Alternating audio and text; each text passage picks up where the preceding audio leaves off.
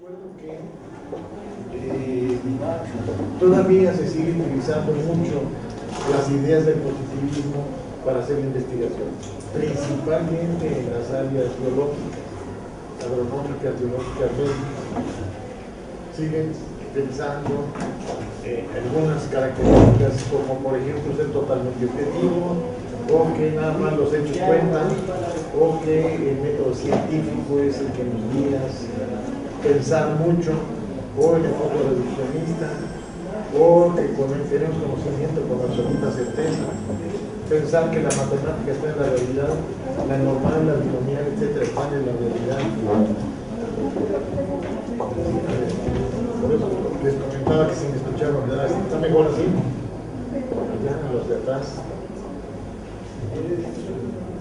Sí, se escucha bien. Puede ser mi signo. ¿Se escucha bien? Sí, sin problema. Bueno, entonces, puedo estar así inclinándome para que se escuche mejor con el micrófono.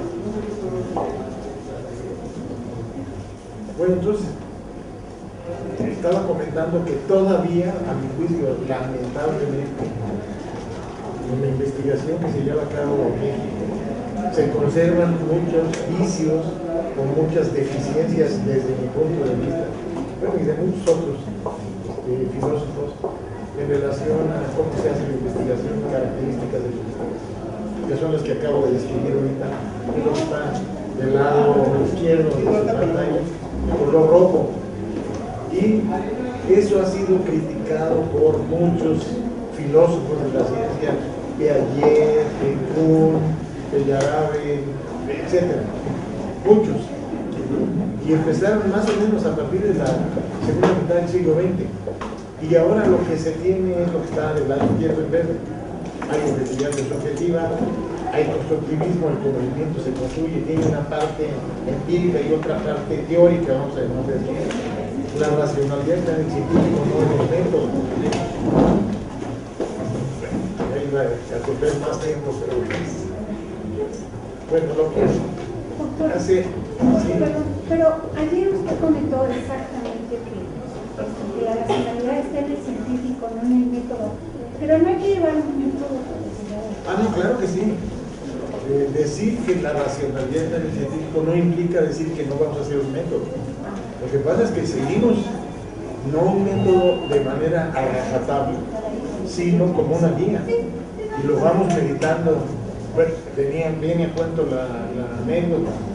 Hace tiempo algún alumno me preguntó, oiga, por favor, denme una serie de pasos con los cuales yo pueda decidir si hago una prueba paramétrica o una prueba no paramétrica, que son algunos tipos de pruebas dentro de la estadística. Entonces, pero quiero que me los haga muy detalladitos para que yo los pueda seguir. Les dije, muy bien, tú lo que quieres es no pensar, lo que quieres es seguir esos pasos mecánicamente.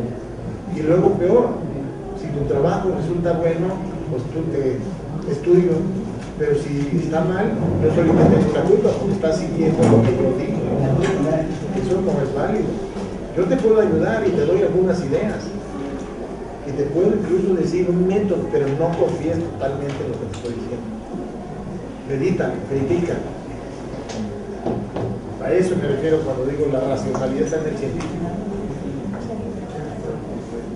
Qué bueno que me hacen una pregunta porque me detengo tantito a comentarles si ustedes tienen alguna otra pregunta de lo que comentamos ayer para que la podamos intentar contestar. ¿No hay preguntas? Que lo del reduccionista no me queda claro.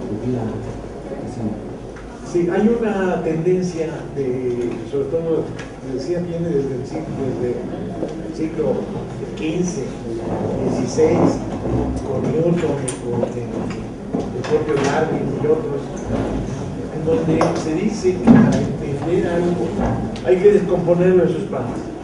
Y una vez que conocemos sus partes ya, no importa en qué contexto sea. Como les comentaba ayer en el ejemplo de aquí del reduccionismo, es decir, ya sabemos lo que es el amor, es la sustancia polar mental que se genera o se segrega en la pituitaria y ya, por supuesto que ese es un enfoque reduccionista. Y la medicina y la biología siguen teniendo un enfoque reduccionista muy fuerte, aunque cada vez menos. Y por el otro lado está el enfoque sistémico, que lo que dice es que cualquier fenómeno que estudiamos va a estar enmarcado en una teoría y en un contexto superior a lo que estamos estudiando. De manera que si los componemos hacia abajo, hay que pensar que lo que estamos estudiando es un componente de algo que está arriba. Y ese es el enfoque sistémico. Luego dicen algo que a mí no me gusta mucho. El todo es más que la suma de las partes. Ese es el sistémico. Y también dentro del sistémico vienen las propiedades emergentes. Un ejemplo de propiedades emergentes es, hay muchísimas. Ayer que se hablaba del propio amor. El amor en las moléculas no existe. Y probablemente en los animales inferiores no piensen que los gatos es inferior, no. Los animales inferiores serían una lombriz o una cosa así. Entre esos animales no hay amor tampoco. Luego ya probablemente en los mamíferos empieza un rudimento de amor y se hace muy sólido con los humanos. Pero entonces, en el mundo no existía el amor. Hace 400 millones de años ya había vida, y mucha. Ya estaba poblada la tierra, pero no había amor. El amor es una propiedad emergente, porque emerge en cierto momento cuando hay cierta organización de la vida. Y así como eso están ocurriendo constantemente propiedades emergentes. Lo típico es esto: las propiedades emergentes frecuentemente son una propiedad del todo, de un conglomerado. En estadística, por ejemplo, la distribución normal, pues es una propiedad del conjunto de elementos que se van a medir. No está la distribución normal en cada individuo, sino es algo que representa al conjunto, y lo mismo va para la probabilidad. O sea, la probabilidad no se puede aplicar a un individuo, es una característica de un conjunto, de una población. Y ese es en parte el enfoque sistémico. No basta con un individuo, hay que ver el conjunto. Bueno, entonces, ¿sigo? Bueno, aquí me voy a seguir ya muy rápido, porque ya no voy a entrar a los detalles que ya vimos ayer, rapidísimo, porque voy a entrar. Bueno, lo que veíamos era una comparación de paradigmas, el positivismo contra el paradigma de la nueva ciencia, el realismo crítico. Y ahora voy a entrar a otra dicotomía de la metodología de investigación, que es la diferencia entre el enfoque cualitativo y el cuantitativo. ¿Qué le pasa?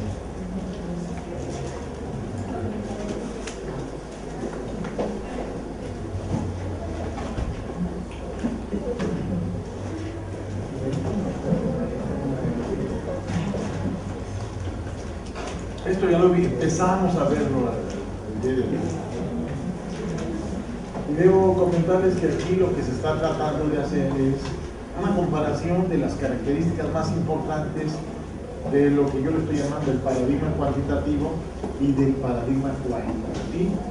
El cuantitativo era privativo de las ciencias sociales, de las ciencias biológicas, de las ciencias médicas. Ese era el cuantitativo.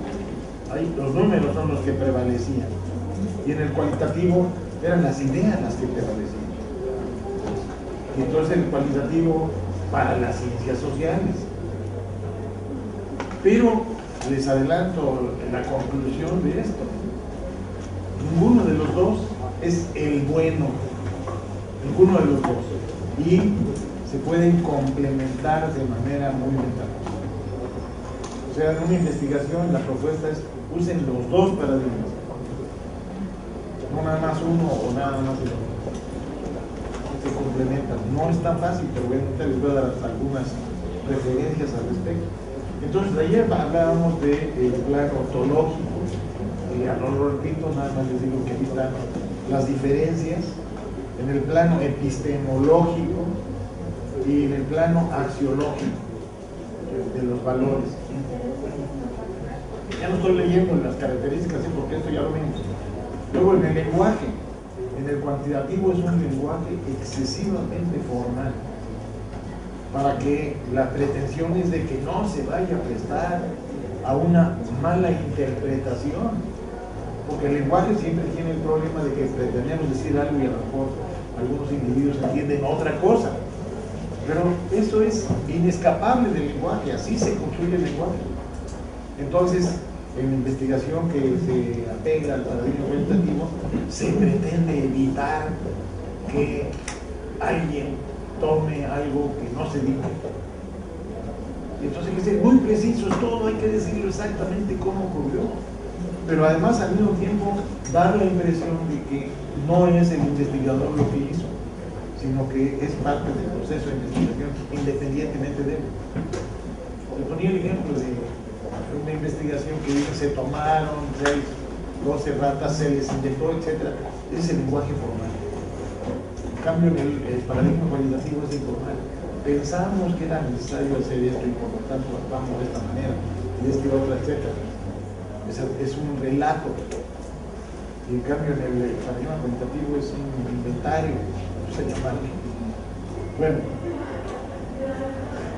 en relación al proceso de investigación, ahora sí lo voy a comentar más. Porque llegamos nada más aquí a esta transparencia el día de ayer. Entonces, bueno, aquí está formal. Y luego decisiones previas. Ya se supone en el cuantitativo que todo está perfectamente planificado. Que la investigación dice: yo voy a tener el estudio de 200 individuos, a cada individuo le voy a aplicar el cuestionario así, le voy a sacar sangre y voy a medir esto y esto y esto, y luego con los datos, cuando los tenga, voy a hacer un análisis de un análisis multivariado, estadístico, etc. Ya todo está planificado. Y entonces lo que hay que hacer es pues, aplicarlo, desarrollarlo. O sea, todo está, y todas las definiciones ya están dadas. En el cualitativo no es cierto. Las decisiones están por desarrollar. Se vale que un investigador ya más cargado al paradigma cualitativo diga: cuando esté en cierta situación, si el resultado es este, entonces voy por este camino. Si el resultado es otro, me voy por otro camino. Entonces tú no sabes por qué camino te vas a ir en la investigación. Sí, no sé. Pero eso no es pecado. Es una característica del proceso de investigación. Es mejor así que pretender hacer una predicción de todo lo que va a pasar, porque seguro que se equivocan en algo, ¿no? Seguro. Y eso es lo que da malas investigaciones. Bueno, debo comentar también una cosa. Hay algunos investigadores reputados como sumamente brillantes, con muchos premios, que lo que hacen es aplicar una técnica y la repiten muchas veces. Y es un artículo y otro artículo y otro artículo. Vamos a ver la determinación de tal sustancia en ratones, ahora la determinación de tal sustancia en cuyos, ahora la determinación de tal sustancia en conejos. Y va artículo 1, artículo 2, artículo 3, y al rato el hombre tiene 200 artículos. Y es Premio Nacional de Ciencias y un montón de cosas. Pero en realidad estaba haciendo un trabajo poco creativo. No es que esté mal, está bien, pero es poco creativo porque está pretendiendo hacer muy rígido, bueno, hace muy rígido la investigación. Ahora, me entro aquí al proceso de investigación, principalmente deductivo. Dado que tenemos esto y esto y esto, voy a ir desmenuzando consecuencias hasta la consecuencia última. Y acá es inductivo. Y luego ya habíamos hablado de causa-efecto y acá es multifactorial. Luego el diseño está estático, acá el diseño es emergente. Eso es a lo que me refería de que en el cualitativo se planea que se va a hacer la investigación y se dice cosas como esta. Voy a ubicar alguna de las comunidades que pretendo estudiar. En cada comunidad voy a buscar a un informante apropiado. Una persona que conoce de la dinámica del tiempo. A veces es el profesor, el cura, presidente municipal, etcétera, o algún campesino muy abusado, ¿no? Que lo respete. Ese puede ser un informante adecuado. Entonces dice, voy a localizar al informante adecuado y dependiendo de lo que me digan, tomo una muestra de las personas que están trabajando en tal empresa o me voy al campo y tomo una muestra de productores agrícolas, dependiendo de lo que digan. Yo no sé entonces finalmente cómo voy a hacer la investigación. Tengo una idea, pero no sé exactamente cómo va a terminar. Está bien. Eso es preferible a ser muy rígido, entonces allí el diseño es emergente. Luego, libre de contexto. La conclusión a la que se llega es aplicable en todas las condiciones posibles. Y en el cualitativo, no. Todas las categorías surgen en un contexto. Luego, generalizaciones para predicción, explicación e entendimiento. Y ya habíamos comentado que en el cualitativo y parte de la estadística moderna es determinar patrones y teorías para entender las cosas. Aquí me detengo también un poquito en este punto. Esta pugna entre los dos paradigmas es muy antigua y la estadística estaba totalmente ubicada en el cuantitativo, absolutamente. Nació ahí. Ese es nuestro pecado original, diríamos. Pero algunos estadísticos del pasado, hace 30, 40 años, sentían la crítica del paradigma cualitativo y decían, bueno, creo que sí tienen razón. Sí estamos siendo demasiado reduccionistas, demasiado con un diseño fijo. Y entonces desarrollaron algunas técnicas de investigación, todavía dentro del paradigma cualitativo, que tienden más a lo que señalaban desde el cualitativo, es decir, la determinación de patrones, etc. En particular, técnicas como el análisis multivariado en estadística, y que son algunas de ellas muy recientes porque requieren un apoyo computacional enorme, que antes no se podían hacer. Pero son técnicas que tienden a contestar críticas que venían del paradigma cualitativo. Es decir, el cuantitativo no se ha quedado estático. Por supuesto que no. No es el cuantitativo que inventó Newton. No. Ha ido modificándose. Y ha ido, a mi juicio, acercándose cada vez al otro, al cuantitativo. Y luego ya, con fiabilidad y validez, ya lo habíamos comentado, aquí es que haya poco error en las mediciones, aquí es que medir lo que queremos medir, y luego muchos elementos para hacer la inferencia, y aquí se puede con una. Aquí les platiqué el estudio de Larissa López. Luego la experiencia y entrenamiento del investigador, habilidad técnica y computación estadística. En cambio, en el cualitativo es habilidad literaria, y eso no quiere decir que sea poeta o que escriba novelas, no, que sea hábil para dar un relato, que entienda el español común y corriente, que no se apoye esto que es, que sepa escribir, no que se escribir, repito, que no que sea un literario, sino simplemente que pueda escribir sin problema. Y sí me ha tocado ver a algunos investigadores del paradigma cualitativo que cuando se les pide que hagan un ensayo, no pueden.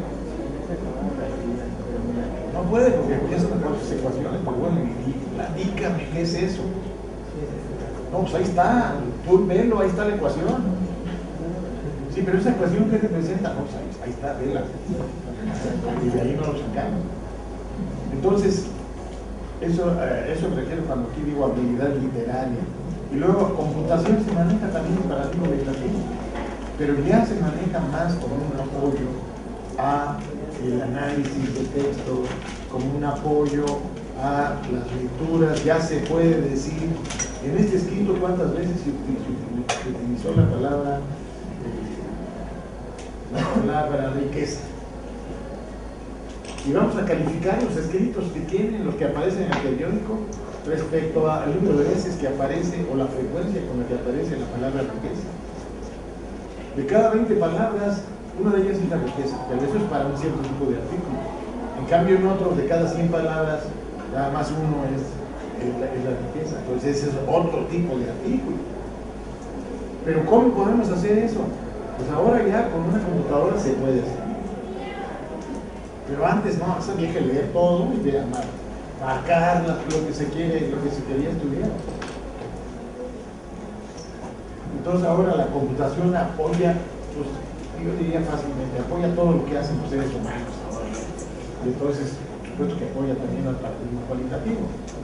Pero fue después que se usaba muy intensivamente en el cuantitativo. Luego, actitudes psicológicas, adaptado a reglas y guías. Como les decía ahorita, sé poder seguir las reglas y ya. Yo lo que quiero es que me digas cómo hacerle paso a pasito, y ya no tengo problema. En cambio, en el cualitativo, pues, a lo mejor la regla que te estoy dando no va a funcionar siempre bien.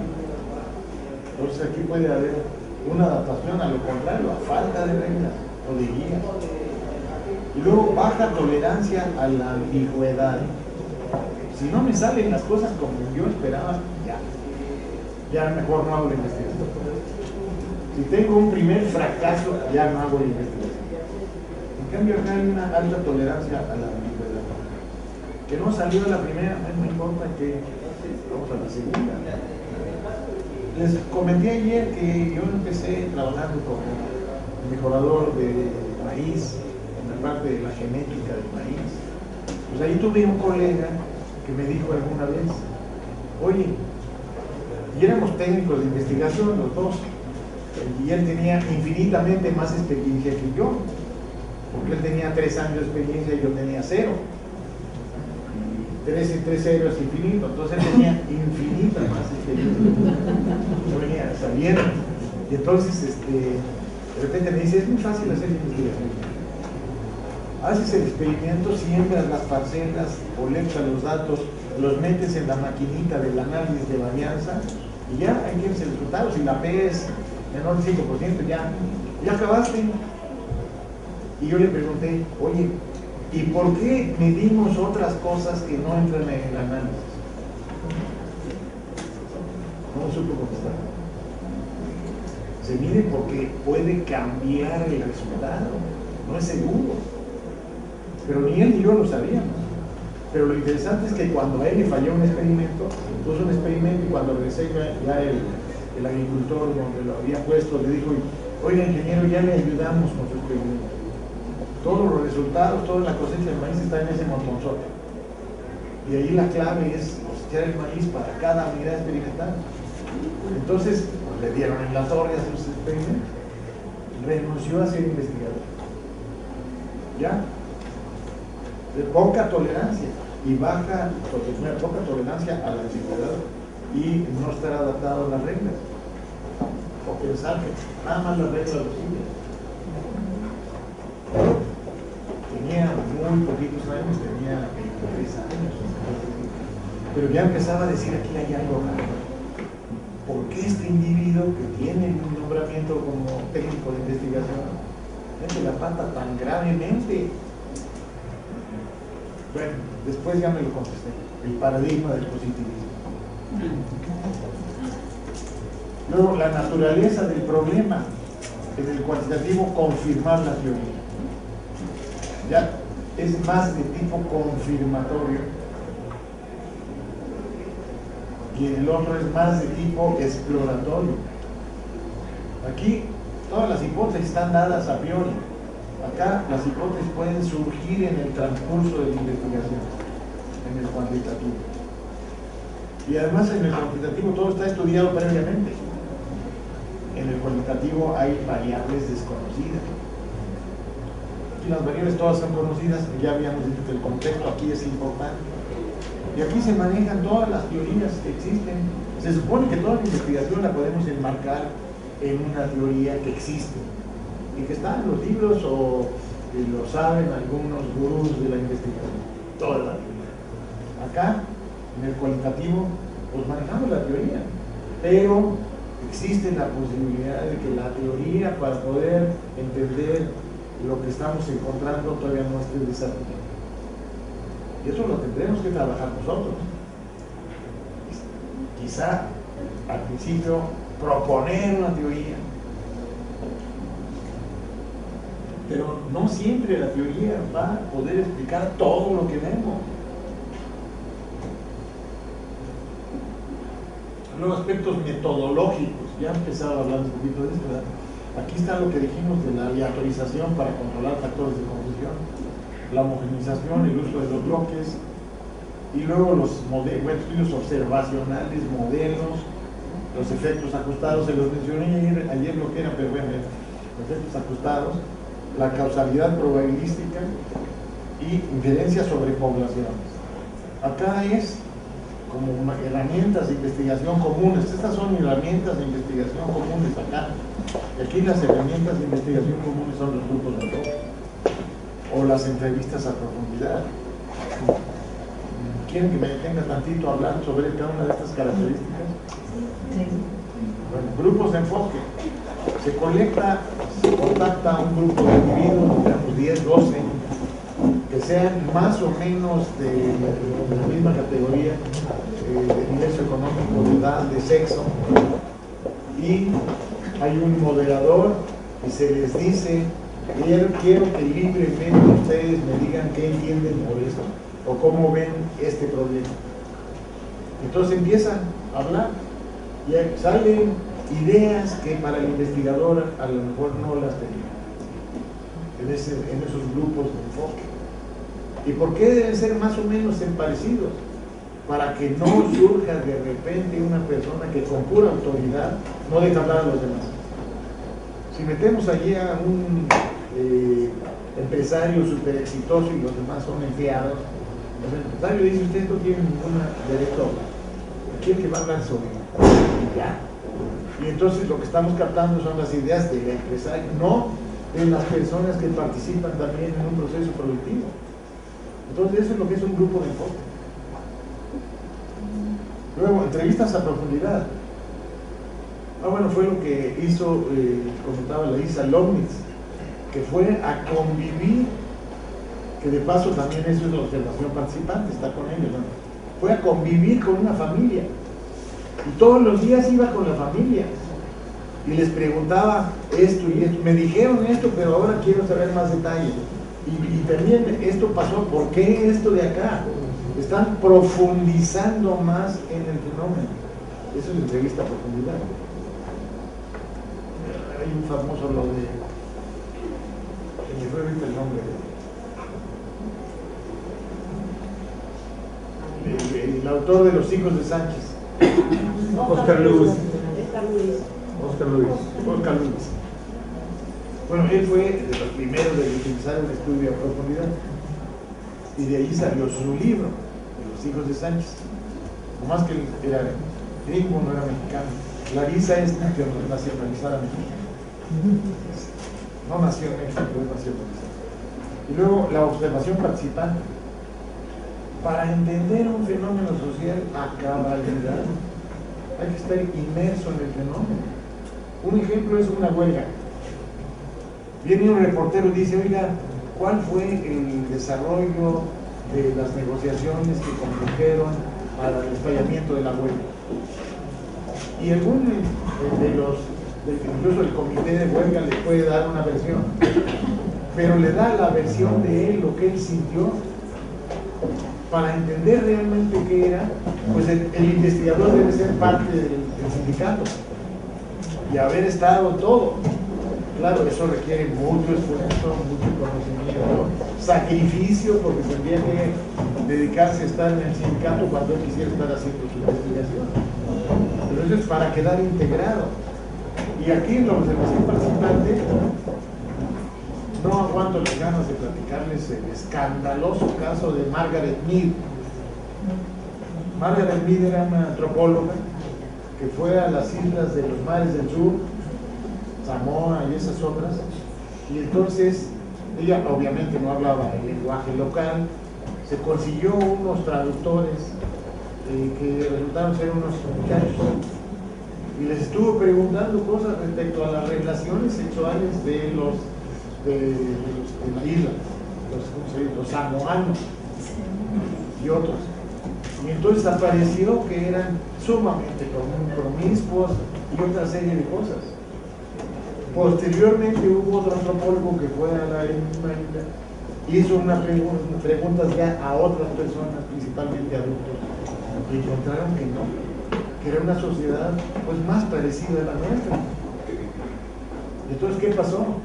Pues los muchachos esos se burlaron de Margaret Mead, literalmente. Y ella creyó que estaba cambiando la realidad, porque no estaba participando en el fenómeno, lo veía desde lejos. Ya me imagino yo un muchacho de esos diciendo, esta gringa, grandota, vamos a decirle estas cosas, no sabe, no va a entender. Ándale, invéntate esto, tú que puedes hacer esto, invéntate esto otra y yo le armaron todo un teatro de algo que no ocurrió.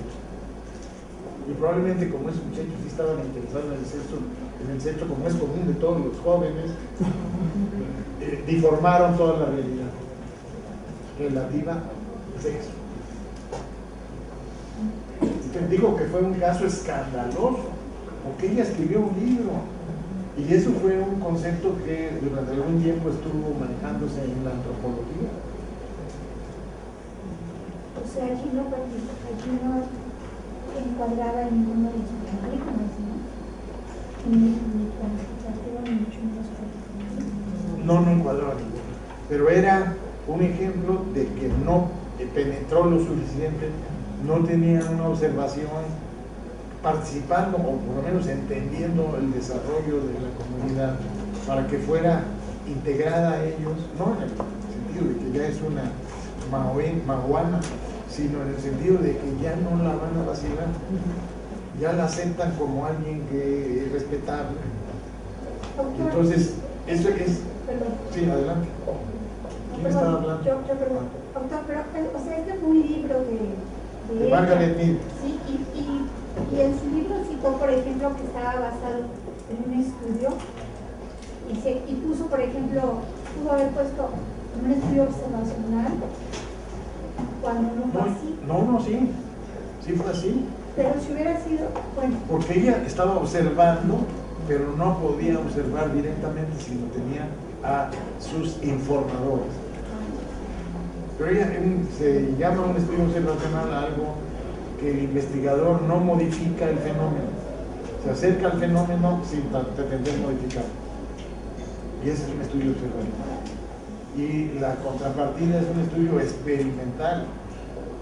El estudio experimental, el investigador modifica algunas cosas para ver qué efecto tiene en algo. Tratamientos en medicina, fertilizantes en la agronomía, variedades, nuevos fenotipos, etc. Bueno, ya habíamos hablado de la interpretación de textos, y aquí están justamente estudios observacionales. Bueno, pero hay estudios observacionales en el cuantitativo y en el cualitativo. No piensen que los observacionales son privativos ni de uno ni de otro. Y luego ya habíamos hablado de la causalidad probabilística, de la diferencia con casos particulares, y acá eso me importa. Y luego ya aquí aparece, antes vean, eran los paradigmas, aquí aparece la palabra complementariedad, que es lo que les comentaba yo antes, la proposición de que se complementen uno y otro. Entonces aquí las conclusiones estadísticas sí son para promedios y para proporciones, pero acá se descubren las particularidades de un elemento. En el cuantitativo interesa la población, el agregado de individuos. En el cualitativo interesa los casos individuales. Bueno, se pueden estudiar las dos cosas. Se detectan tendencias generales, acá se interpretan dentro de la tendencia general los aspectos particulares o la forma o el porqué de las desviaciones de la tendencia. Otra vez no me aguanto las ganas de decirles algo. Dentro del paradigma cuantitativo es muy común que digamos, este dato es un dato atípico. Algunos dicen es aberrante. En inglés es un outlier, porque no se parece a los demás. Pues entonces lo quitamos. Ese es muy usual en el paradigma cuantitativo. Y acá es decir, espérame un ratito, déjame ver en qué condiciones surgió ese dato, a qué elementos se debía, para tratar de explicar por qué fue atípico. Y dependiendo de lo que se llegue, lo metemos o lo sacamos del estudio.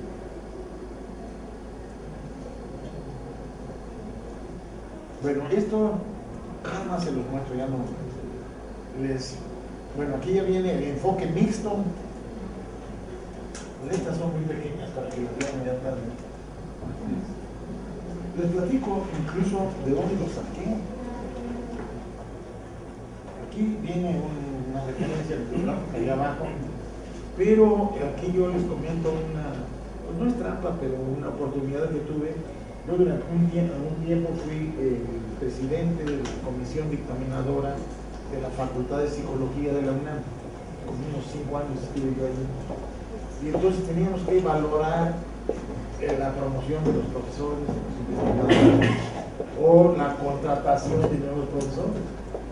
Entonces, si había una plaza para un profesor investigador joven, se pedía que tuviera doctorado, y nosotros teníamos que hacerle un examen para proponer algunas preguntas. Y yo, con la intención, por un lado, de saber qué tanto sabían los participantes respecto a los dos paradigmas, y al mismo tiempo aprender yo más. Dije, hay que ponerles una pregunta respecto a que hagan una revisión de lo que son los paradigmas y cuál es su posición al respecto. Y la que ganó el concurso hizo una excelente exposición, y ahí tomé, de lo que ella presentó, tomé esto y esto también. Ahí está el nombre de ella, es Ana Moreno, actual profesora de la Facultad de Psicología. Pero esto ocurrió hace unos 6, 7 años. Bueno, pero esto es muy parecido a lo que veíamos. Realidad dinámica, etc. Pero esto lo menciono para que vean que otra persona totalmente ajena a mí coincide mucho en esto. Aquí sigue la idea de esta doctora Moreno, la liga, el cuantitativo se liga al positivismo y el cualitativo se liga al constructivismo. Y entonces viene la reconciliación.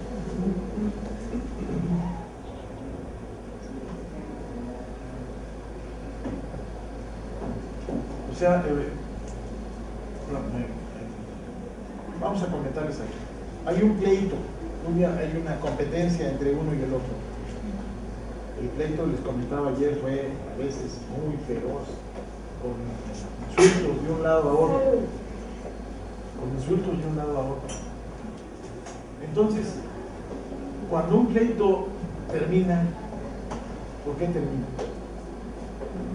Porque uno de los contrincantes pierde y dice, no, está bien, tú tienes la razón. Ahora estoy hablando de un pleito académico, no de golpes. Bueno, a golpes también tienes razón porque no puedo ir peleando contigo, pero el académico dice, no, tienes razón, ya no vamos a pelearnos. Lo que tú dices es cierto y lo que yo digo no es tan cierto. Entonces ya. ¿Quién que se dio en el paradigma del cualitativo o el cuantitativo? ¿Quién perdió? El positivismo. Porque el positivismo fue atacado por muchos filósofos. Y entonces la crítica fuerte que hicieron los filósofos del positivismo hizo que las características corregidas por estos filósofos del positivismo ya no diferían en lo esencial del paradigma cualitativo. Entonces ya se puede hablar de la complementariedad, de unirlos aquí, de hacer una síntesis de los dos ante las características epistemológicas aceptadas actualmente para todas las ciencias. Por algunos investigadores todavía no. Por ejemplo, no se puede ser totalmente objetivo y otras cosas que hemos discutido aquí. Pero ya la gran mayoría de los investigadores ya están de acuerdo en las características del proceso de investigación de acuerdo a la posición de los filósofos modernos. Entonces las diferencias básicas desaparecen. Y por lo tanto se debe y se puede buscar una síntesis de los paradigmas. Aquí tengo un esquemita, aquí está el paradigma cualitativo, ciencias sociales, aquí está el paradigma cuantitativo, ciencias naturales, química, y aquí están los dos exponentes, el del cuantitativo y el del cualitativo, el positivista y el constructivista, dándose la mano. Vamos a ayudarnos. ¿Para qué nos peleamos? Nos podemos ayudar uno al otro mutuamente, pues sí. No Eso son sí. complementarios. Exacto, son complementarios. Es lo que decía aquí, complementariedad. Pero aquí atrás tenían 3 libros donde se plantea el enfoque mixto. O sea, no hay muchos libros de metodología de investigación hay muchísimos. Con enfoque a una cosa, otra, algunos buenos, a otros malos, otros pésimos y otros bastante excelentes. Pero hay muchísimos, pero hay pocos de lo que se llama el enfoque mixto. Aquí me faltó. Mix quiere decir mixto. Entonces ahí están por lo menos 3 libros donde habla de ese enfoque mixto. Vean, el primero de ellos está en una serie de la SAGE, publicaciones SAGE, que se dedica fundamentalmente a las ciencias sociales. Pero lo que está haciendo es ideas que tengan surgido principalmente el paradigma del positivismo, cómo se aplican a las ciencias sociales. Y tiene muchos libros interesantes esta, pero este es uno de ellos. O sea, es el volumen 46 y es la metodología mixta, combinar cualitativo y enfoques cualitativo y cuantitativo. El otro de abajo es la metodología de investigación cualitativa-cuantitativa, explorando el continuo interactivo. La otra se llama diseños de investigación, cualitativo, cuantitativo y mixtos, enfoques cualitativo, cuantitativo y mixtos. Pero esto no hace pensar como una especie de reconciliación entre los dos métodos de la ciencia. No debería de verse más bien como un cambio en la mirada de la filosofía de la ciencia. Estoy pensando un poco en la cuestión esta del principio de incertidumbre de Heisenberg y la problemática de los quantums del electrón, que obliga, bueno, que pone en una situación crítica a los métodos cuantitativos, que obliga a una nueva mirada de la filosofía de la ciencia. Pregunto yo. Bueno, lo que pasa es que este problema de la física cuántica y de los electrones, etcétera, surge porque la idea de poder predecir todo no pudo entender algunos fenómenos de la física cuántica, el principio de incertidumbre y esto. Y la conclusión es de ahí no se puede tener un modelo de predicción exacto. Entonces tenemos que utilizar modelos probabilísticos a fuerza. Pero toda la investigación seguía, a mi juicio, dentro del paradigma cuantitativo. O sea, lo único que estaba diciendo es no podemos eliminar la aleatoriedad. Tenemos que usar otros métodos, pero también eran métodos numéricos. Y entonces lo que se hace es que la ecuación de onda y otra serie de cosas que se manejan también en ese contexto y que sigue siendo más matemático. No es que se cambie la filosofía. O sea, simplemente se adecúan los métodos. No podemos con esto, hay que ampliar el método. Pero aquí estoy hablando yo de algo más amplio, que es unir los dos paradigmas. Y cuando se unen los dos paradigmas se llama enfoque mixto. Una investigación que se lleva a cabo con la mezcla de los dos paradigmas se llama enfoque mixto. Pero no es lo mismo sintetizar que combinar, conjugar o mezclar. Entonces, ¿cómo sería la síntesis de ambos? Aquí sí es una síntesis. Pero estamos trabajando en un epistemológico, ¿no? Sí, en el sentido de que es una síntesis en el sentido de que ahora diríamos ni la visión del paradigma cuantitativo ni la del cualitativo vamos a seguir, sino algo nuevo que surge del choque entre ellos dos. Esa es la síntesis. Claro, pero por ahí tiene un reto, por ejemplo, de la física actual, la teoría de las cuerdas, que cual y cuanti no es síntesis. híjole, perdón, yo no sé, he oído hablar bastante de la teoría de las cuerdas, que pretende explicar todo el universo en lugar del quarks, ¿no se acuerdas?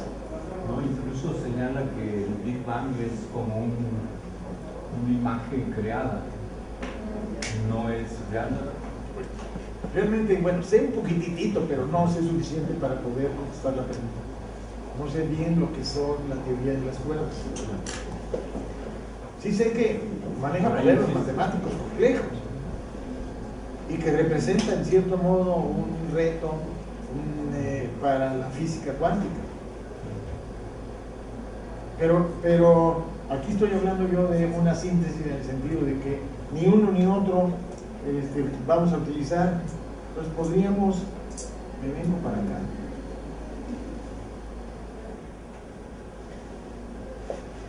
Aquí, es el primero.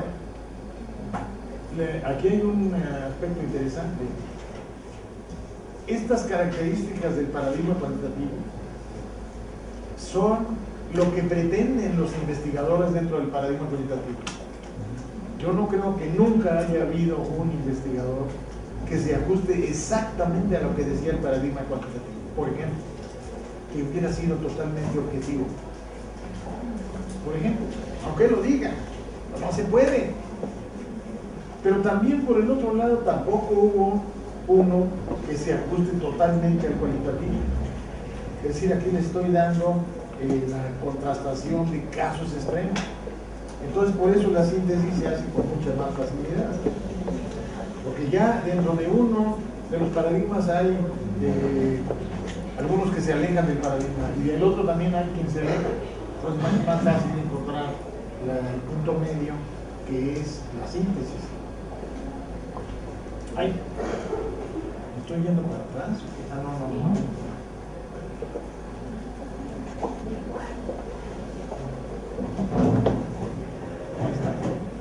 Le pregunto, doctor, pero entonces esta síntesis tiene un carácter ecléctico, o hay algo que le permite superar el eclecticismo a esta síntesis. Pues yo creo que sí, en parte es ecléctico, pero no totalmente ecléctico. También se busca una filosofía que abarque el nuevo paradigma. Y hay trabajo de filósofos en ese sentido. Filósofos modernos. Uno de ellos es el que les platicaba ayer, el doctor Diego Oliver. Bueno, aquí lo que sigue es un poquito de repetición. Me voy rápido. Cosa como esta ya la teníamos antes. Esta es la normal. Y luego la comparación de ciencias normales y prácticas, el ciclo de investigación, el otro ciclo de investigación. Este sí no lo habíamos visto, lo que constituye el diseño. ¿Qué elementos voy a estudiar? ¿Qué le voy a medir? ¿Cuándo? ¿Dónde? ¿Con qué instrumentos? ¿Cuántos estudios? Y luego eliminar posibles confusiones. La idea de la validez externa lo mencioné ayer, pero no quiero detenerme más en esto.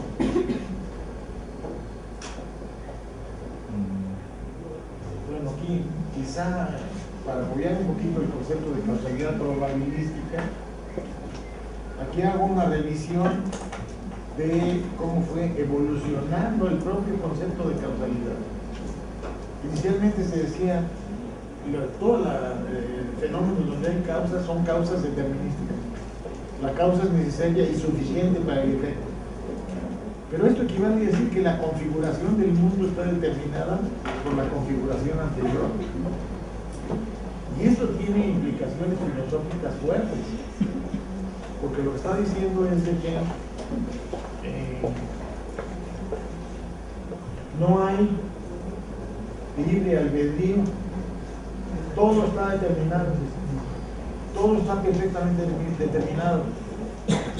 Aunque no cubra todo lo que había pensado, no importa que lo que cubramos, lo cubramos bien. Entonces voy a platicar un ejemplo muy fuerte sobre esto. Si pensamos que todo está totalmente determinado por las consecuencias anteriores, entonces no somos libres. Lo que hacemos es porque ya si yo muevo la mano aquí, es porque ya estaba escrito en algún lugar que yo iba a mover la mano, estaba ya determinado. Claro que el impulso que me da la mesa me iba a obligar a levantar la mano de esa manera, no es mi voluntad. Y ahora les pongo el caso extremo. Hay un individuo que está acusado de haber matado a dos personas, los pateó, los escupió, en fin, lo peor que se puedan imaginar. Entonces viene el abogado defensor y dice, oiga, pobrecito, él no tiene la culpa. Se crió en un ambiente donde el padre era violento, no había acceso a los medios de comunicación modernos, entonces pues tenía que hacer lo que hizo, no le quedaba de otra. Yo no, ¿qué creen que digan los jueces? No pensamos que sí tenía una opción, no matarlos.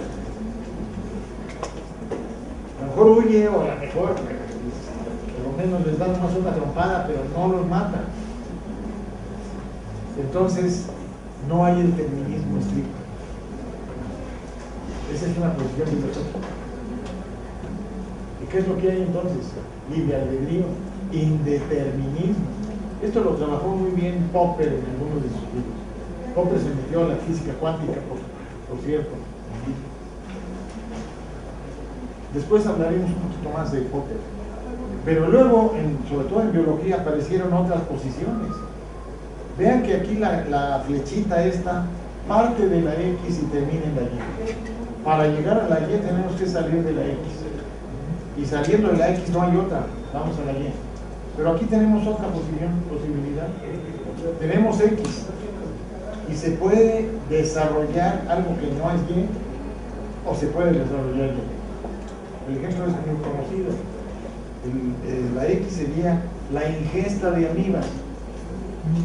Y la Y sería desarrollar la enfermedad llamada amibiasis. Afortunadamente, vamos por ahí, me echo un taco y estoy en ese taco, estoy comiendo quistes de amibas que las traía en las manos el hombre que estaba haciendo el taco y yo no me fijé. En el caso estaba contaminado. Pero, ¿es seguro que me enferme? Afortunadamente no. Mis defensas pueden operar y entonces hacer que esos quistes de amiba no se desarrollen, ya no pasó nada. O bien soy susceptible y desarrollo la enfermedad. Entonces esto es una causa necesaria pero no suficiente. No basta comer los quistes de amiba para que se presente la amibiasis. Pero no se puede presentar la amibiasis si no se ingirieron previamente los quistes de amiba. Eso lo quiere decir causa necesaria pero no suficiente. Vamos al siguiente ejemplo. Es al revés, causa suficiente pero no necesaria. Y aquí la X es deficiencia de fierro durante la alimentación en 3 meses. No se ingiere prácticamente ninguna molécula de fierro en los alimentos. Entonces, con seguridad va a ocurrir la anemia. Porque la hemoglobina va a una molécula de hierro. Y si no hay hierro en el individuo, no se forma hemoglobina, entonces está anémico. Pero la anemia puede producirse por otras razones. A lo mejor el individuo está acidoso y es anémico. Entonces ahí tenemos una causa suficiente, pero no necesaria. Y finalmente está en grande, la estrella del equipo, es la causalidad probabilística. La causa no es ni necesaria ni suficiente. Y ya no les platico más porque ya ve el ejemplo de tabaquismo y el cáncer pulmonar. Lo que pasa es que no les presenté la gráfica bonita. Esto también ya lo vimos. Después le paso. Quiero llegar, ya todo esto ya lo vimos, aquí. En el libro del protocolo que les había comentado ayer, lo que se pretende es ayudar para el diseño de las investigaciones. Así de general. Aunque hay que reconocer que por supuesto que estaba más cargado al paradigma cuantitativo, ciertamente.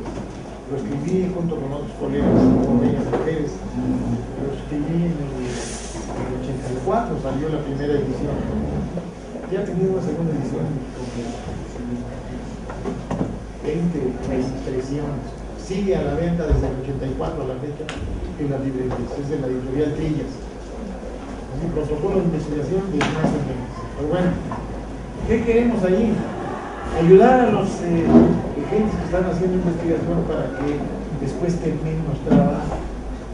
Y había la idea de darles un formato donde había varias preguntas y entonces el individuo iba llenando los huecos y de esa manera terminaba con su proyecto de investigación. Y nos dimos a la tarea de hacerlo.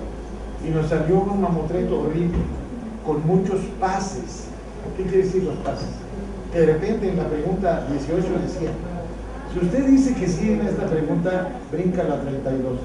Si dice que no, continúa. Y luego otro pase, otro brinco y otro brinco. Era porque estábamos pretendiendo con un solo instrumento apoyar investigaciones muy diferentes. Entonces nos ocurrió a mis coautoras, vamos a clasificar las investigaciones dependiendo de algunas características importantes desde el punto de vista del diseño, desde el punto de vista estadístico. Y ahora sí, para cada tipo de investigación vamos a dar algunas reglas, unos consejos, vamos a ver, y que hay unos consejos para unos y otros consejos para otras. Y entonces, después de una buena revisión bibliográfica del 84 hasta el 84, eso es importante señalarlo. Bueno, les digo por qué es importante, porque del 84 para acá han surgido otros dos nuevos tipos de investigación que no están en el libro.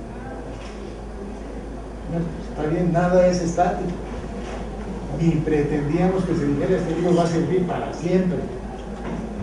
Bueno, entonces, pero sigue siendo muy útil.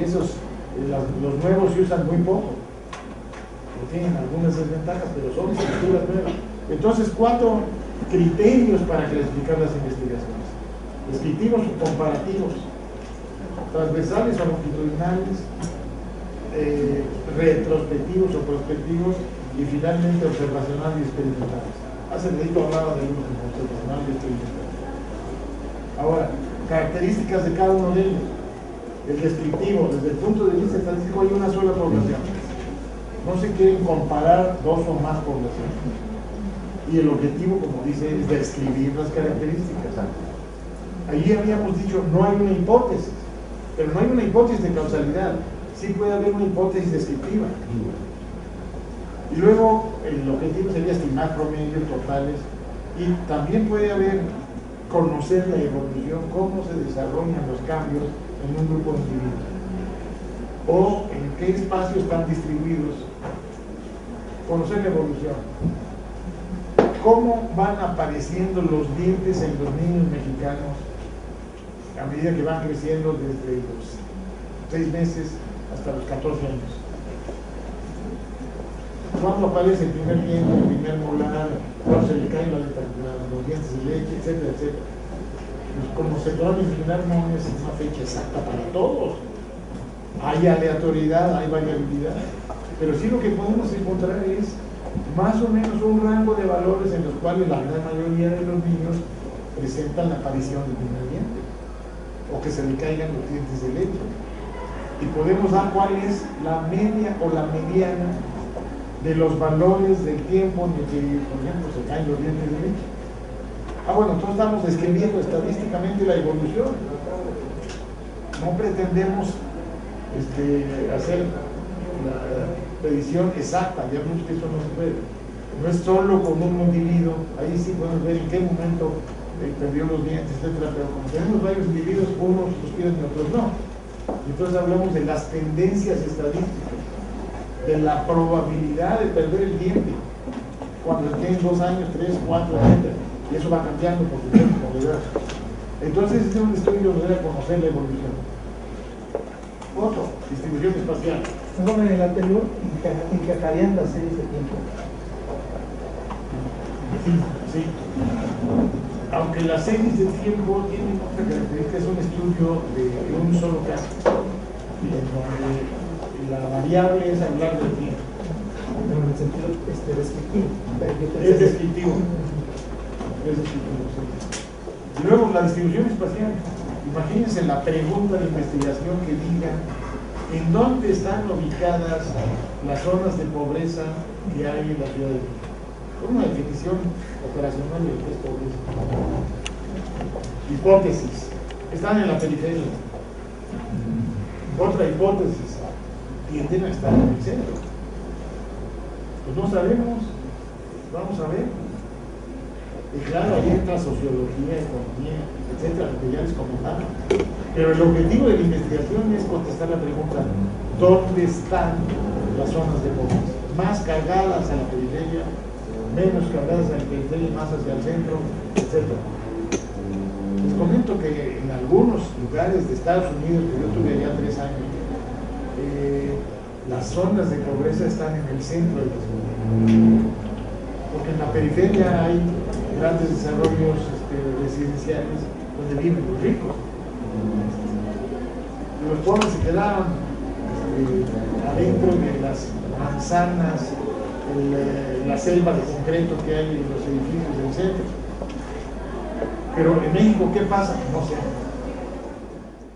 Y luego hay otro estudio descriptivo importante, que es la búsqueda sistemática de asociaciones. Por ejemplo,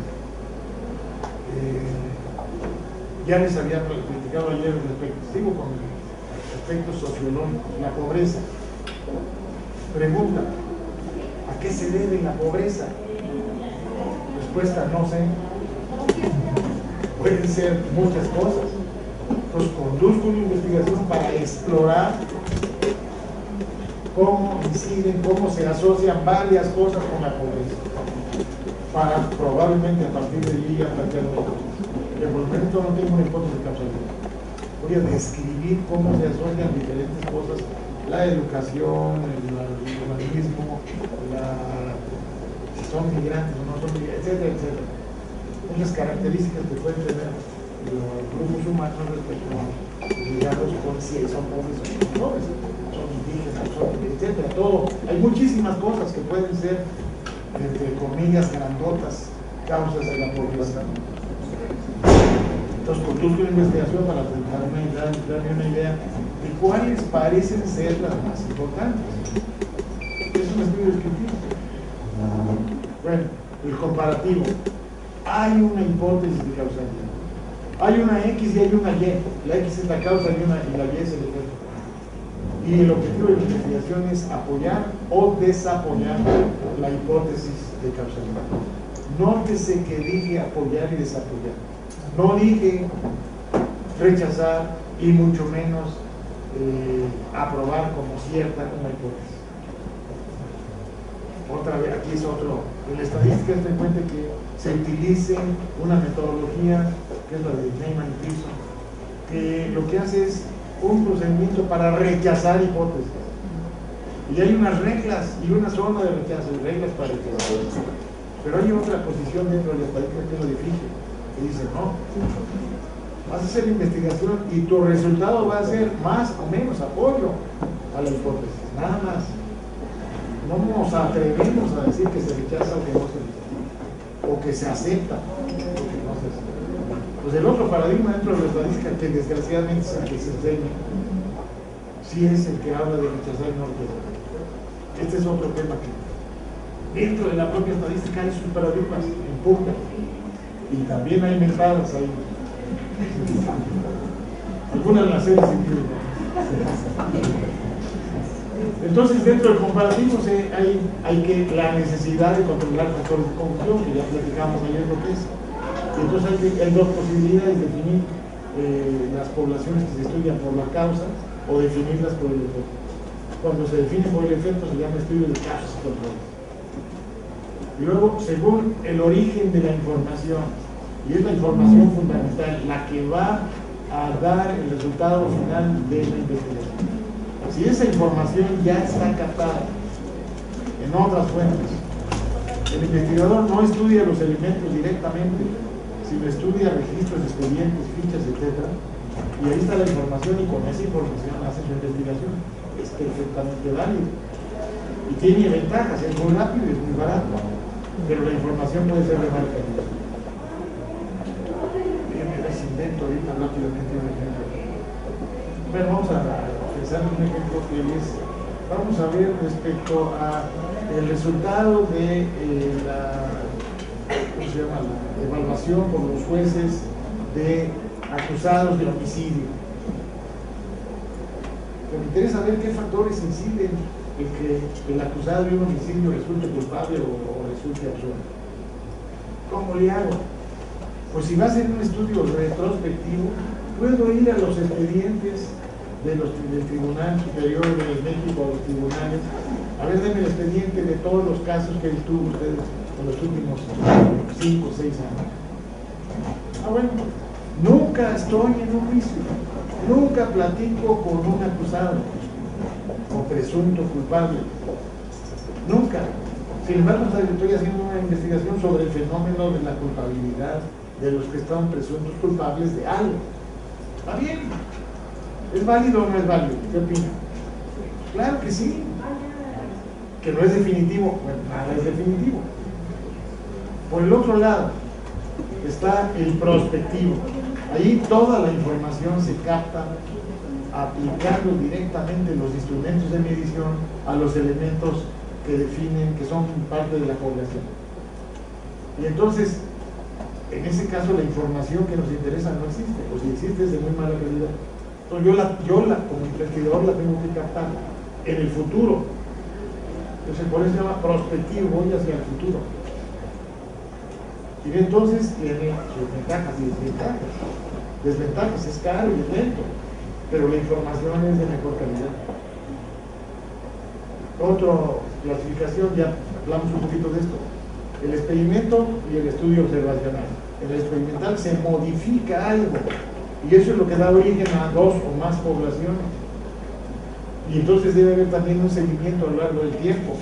Primero no tienen la posible causa y después vamos a ver qué pasó. O sea, hay un tiempo donde provocamos a X, unos elementos con X y otros sin X. Pues pasa el tiempo y vemos si unos tienen la Y, otros la tienen o no la tienen. Y aquí se utilizan algunas técnicas de aleatorización, pues todas las técnicas de control de factores de confusión que habíamos platicado. Por el otro lado está el estudio observacional, que ya comentábamos. El investigador no modifica el fenómeno. Todo lo contrario. El investigador lo que dice es, mi preocupación es que yo modifique el fenómeno. No quisiera modificarlo. Quisiera tenerlo como realmente ocurre si yo, aunque yo no estuviera observándolo o midiéndolo. Y eso está difícil. Está difícil hacer un estudio observacional donde no haya ninguna influencia del investigador sobre el fenómeno estudiado. Estamos observando lo que ocurre en las familias de una manzana y nos paramos en la esquina con nuestra libreta a tomar notas de qué pasa, cómo pasa, de qué se viste, etc. Y si lleva bolsa o no lleva bolsa, si lleva traje o no lleva traje, cosas de ese estilo. La gente está pasando y yo nada más observo y anota, pero viene la pregunta. ¿Y no será que si ve la gente a un individuo que está en la esquina tomando notas, diga, ay hijo, este es un ladrón? Entonces, yo iba a salir con la bolsa, pero mejor no saco la bolsa. Voy a modificar mi comportamiento usual porque está ese señor ahí. Ese señor está modificando el fenómeno que quiere estudiar. Entonces, ¿qué hace? Pues tiene que estudiarlo de otra manera.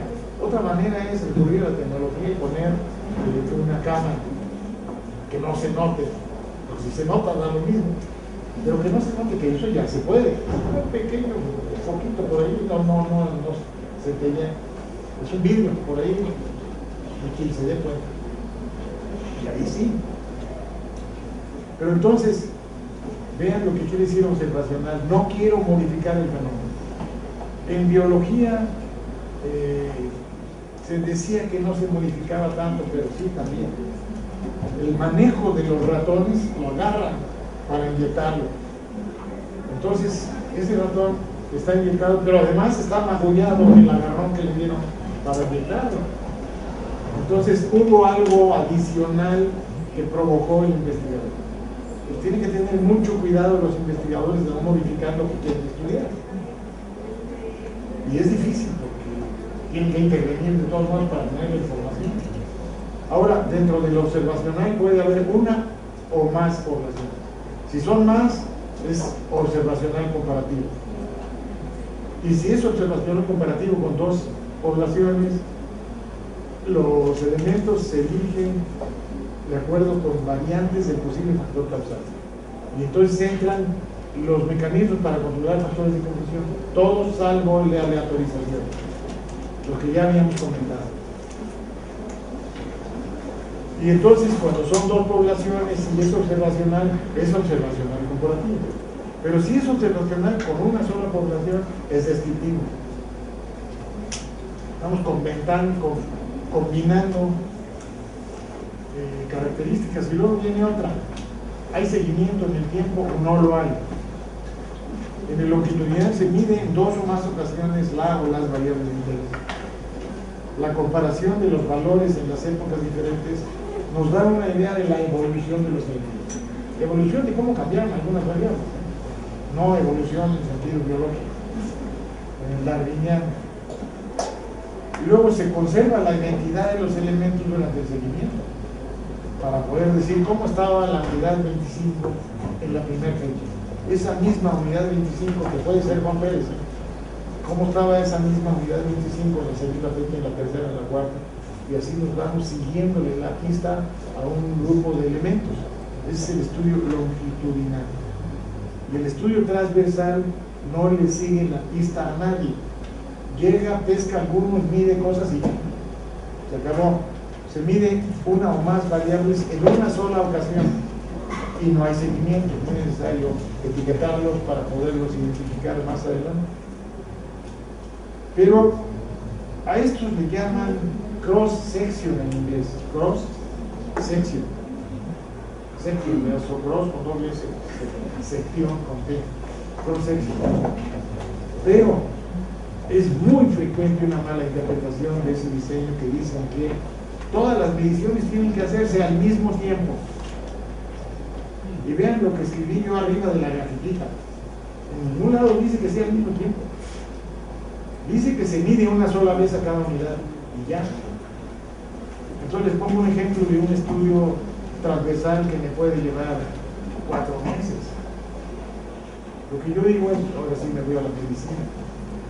Voy a averiguar el grado de infección que pueden tener pacientes que se reportan, de otras infecciones, pacientes que se reportan con SIDA en las clínicas.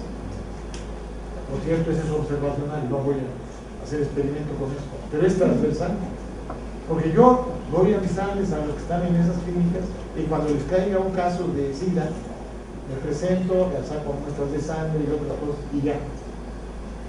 Luego, única vez le mido a ese individuo algo en la muestra de sangre, única. Nada más me interesa ver cómo llega, no cómo evoluciona. Y luego otro individuo llega, pero ese puede llegar al día siguiente, 2 días después. Así hasta que tenga, por decir algo, 60 individuos. Y ya. Y eso me puede llevar 3 meses. Mi investigación sigue siendo transversal, aunque me llevé 3 meses para levantar la información. Pero la característica crucial del transversal es de que a cada elemento se le mide una sola vez la o las variables. Y por eso está la gráfica abajo. Ustedes dirían, y si van a reportar esa investigación de los idosos, van a decir que ese resultado se puede aplicar a ese periodo de 3 meses, pero lo pueden poner como representativo el punto medio de los 3 meses. Decimos, en la fecha fulana, ya para no dar más detalle, está bien, vamos a decir que esos 3 meses representan lo que pasó en marzo, ya, sin más detalle. Entonces decimos que las mediciones fueron varias a lo largo del tiempo, pero las podemos ubicar en un mismo tiempo. Y luego, hasta aquí me regreso.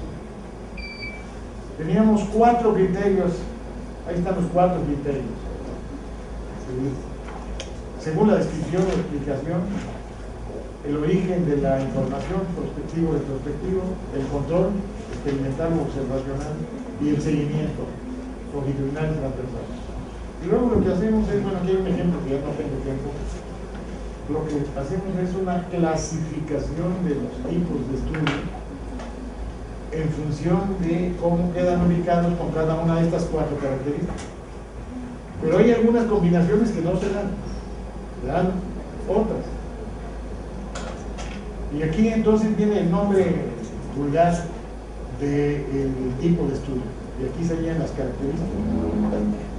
Que están en colores, las que estas son todos los retrospectivos, todos los transversales.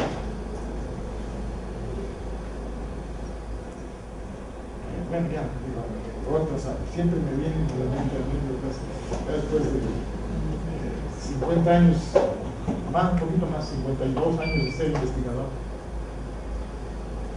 Hay muchas anécdotas, pero bueno.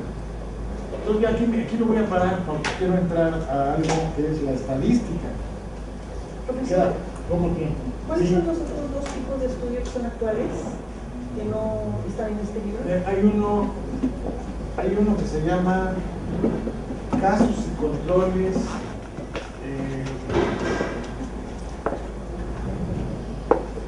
transversales. Por ejemplo, el que no está aquí, le pongo el ejemplo, no me acuerdo muy bien el nombre, pero por ejemplo, supongamos que alguien quiere decir si el hecho de ir contestando el teléfono a la hora de manejar incrementa la probabilidad o la frecuencia de los accidentes. Y entonces, pues un estudio bueno sería gentes que usan teléfono y gentes que no usan. Pero la hipótesis lo que dice es que el accidente se da en el momento que está usando el teléfono en lugar de manejar, o al mismo tiempo que manejar. Entonces no me basta decir lo que tuvieron un accidente contra el que no tuvieron. Lo que tengo que ver es un individuo que tuvo accidente, comparar si tuvo o no accidente en fechas donde también iba usando el teléfono. Si cuando tuvo el accidente no iba usando el teléfono y cuando sí usaba el teléfono no tuvo accidentes, ese individuo, estamos apoyando la hipótesis contraria, no se da el accidente al usar el teléfono. Pero en otros individuos sí podemos decir, en el momento en que tuvo el accidente, bueno, unos momentos antes, iba usando el teléfono. Pero ese trayecto lo hace muchos días y en esos días algunas veces no va usando el teléfono, la mayoría. Entonces podemos calcular cuál es la probabilidad de que se presente el accidente si se usa el teléfono. Y ese estudio no queda claro aquí. ¿Casos y controles? ¿Qué? Es un caso y controles transversal. No me acuerdo bien del nombre. Lo tengo por ahí aquí mismo en la computadora, pero bueno, no quiero meterme. Y luego hay otro que se llama casos y controles anidados en una cohorte, que tampoco está aquí. Es un estudio donde se hace un seguimiento de un grupo de personas grande hasta que algunos empiezan a desarrollar una enfermedad. En ese momento se les mide algo y se busca una muestra del resto y se les mide lo mismo. Lo que se les mide es un posible factor causal. Pero partimos ya de un seguimiento grande en una población. Ese tampoco está aquí. Pero son los demás sí están. Y en el libro del protocolo viene con relativamente cuidado las ventajas y desventajas de cada estructura de investigación. Ya en las 8 que ahí hay 8. ¿Qué ventajas y desventajas tiene cada una de ellas? Y una guía de qué convendría pedirle al investigador si tiene una investigación de ese tipo. Entonces en el libro lo que se dice es, usted primero defina cuáles son sus preguntas de investigación y cuál es su hipótesis. Después defina los 4 criterios y entonces ya se mete a una parte del libro en donde le da consejos si su tipo es de encuesta descriptiva, comparativa, etcétera, etcétera. Y luego al final ya todo es común. Al final es el análisis, y la síntesis, la publicación. Entonces, podemos decir que empieza común, problema, hipótesis, se abre en los diferentes tipos, ya después de investigación se cierra, análisis de los datos y conclusiones de comunicación. Esa es la estructura del libro. Y van a pensar que la Ellas me dan unas alegrías terribles. No. Como buen investigador. Como bueno, y además éramos 4 autores y a mí me preguntaron que cómo iba a ser la repartición de las regalías. Y por supuesto que dije, todos parejos, son mis colegas. Por supuesto que yo había trabajado mucho más y eran principalmente mis ideas, pero las otras 3 muchachas que me trabajaron, muchachas ahora y otras señoras que me estaban ayudando, participaron con ganas. Pero algunas era de que vete a buscar a la biblioteca de artículos de ese tipo y cosas de ese estilo, hazme este cuadrito. O sea, no era el aspecto más, quiero decir, feo, ni modo, más intelectual. Entonces sé que hay gentes que dicen, no, yo soy el primer autor y además las regalías van para mí el 80%, o el 90%, más que se vayan a la regalía. No, yo dije pareja. O sea, yo siempre he procurado ser lo más democrático que se pueda. Bueno, entonces quiero parar aquí. Bueno, ¿de dónde viene el nombre de cohorte? De los antiguos romanos, ahí está una cohorte. Y quiero parar aquí porque voy a brincar, me voy a salir de este archivo. Aquí ya lo que viene es ejemplos de los... Y aquí está otra cosa que ya están bien. Lo que sigue son detalles y ejemplos de cada una de las 8 estructuras de investigación. Ahí vienen los detalles de la encuesta descriptiva, de la comparativa, de los casos, de nuevo la matriz de clasificación, otra anécdota. Cuando yo dije ahorita la matriz de clasificación, alguna vez me dijeron, oiga, usted está mal en su libro. Oye, ¿por qué? Dime por qué. Bueno, ya vamos a ver. Es que le llaman matriz a ese cuadro y eso no es una matriz. Porque una matriz es un conjunto de números. Por supuesto era un matemático que me decía eso. Yo le decía, bueno, yo le estoy llamando matriz a eso. No hay, yo no veo ningún problema. Yo no le hice caso. Pero algunas gentes critican por el lenguaje.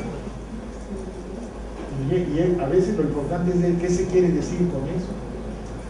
Pues llámele no matriz, llámele cuadro de clasificación, llámele de otra manera. Pero la matriz es un término bastante descriptivo. Entonces aquí vienen ya ejemplos y ejemplos. Este archivo lo tienen ustedes en la página, lo pueden bajar. Quiero ahora meterme a algo que lástima que me meto con poco tiempo. A mediados del año pasado me pidieron, el año pasado fue el año internacional de la estadística. Todos los países del mundo decidieron celebrar el año internacional de la estadística y pidieron que en cada país hiciera conferencias, cursos, etcétera, que se hicieron. El IMAS participó, el Centro de Matemáticas de Guanajuato y muchos otros, el POLI, la UAM. En la UAM los estadísticos están principalmente en Iztapalapa. Pero bueno, entonces, y me pidieron que diera la conferencia inaugural que fue esta. Entonces yo quiero terminar ahorita, pues hasta donde pueda llegar, a ver si me voy rápido, media hora sobre esta necesidad de la estadística. Entonces voy a brincar algunas transparencias.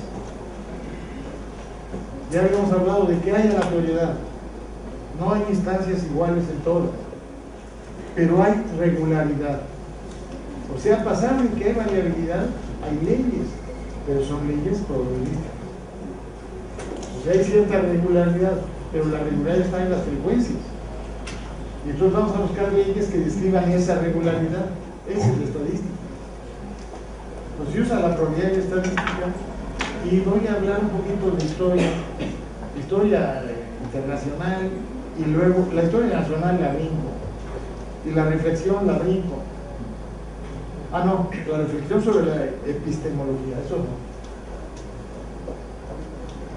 Entonces, bueno, la estadística que se usa por todos lados. Parte de la investigación, la toma de decisiones en empresas privadas, la práctica poblacional e incluso la vida diaria del ciudadano. La estadística se mete en todo. Viene el bosquejo histórico mundial. Empiezo con Brown.